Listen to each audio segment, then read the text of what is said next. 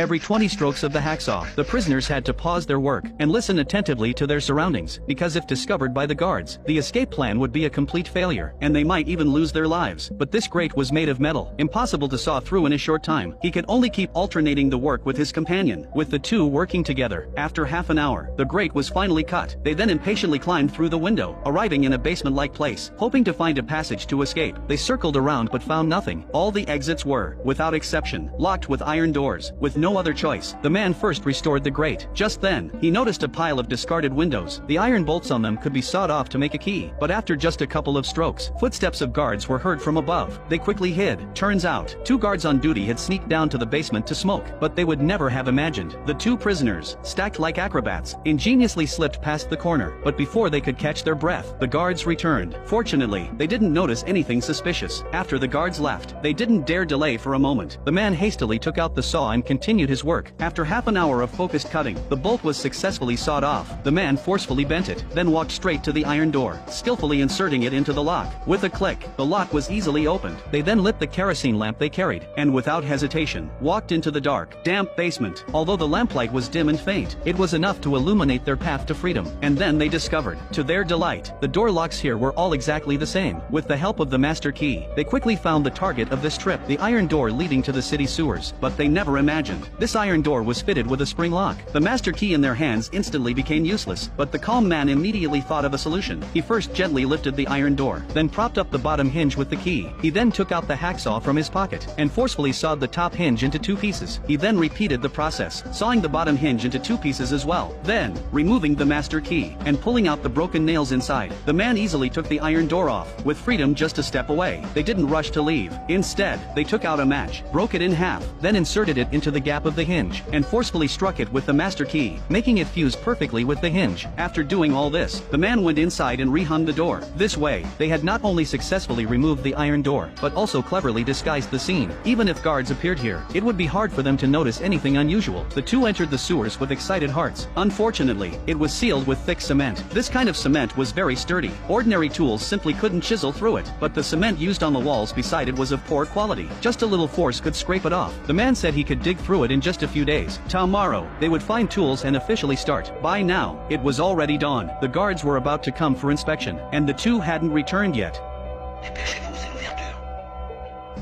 Luckily, they made it back in the inn. After restoring the scene, he and his companion quickly laid back in bed, pretending to be still asleep. The guards didn't notice anything unusual either. After this incident, the man discovered an important problem. They didn't have watches and couldn't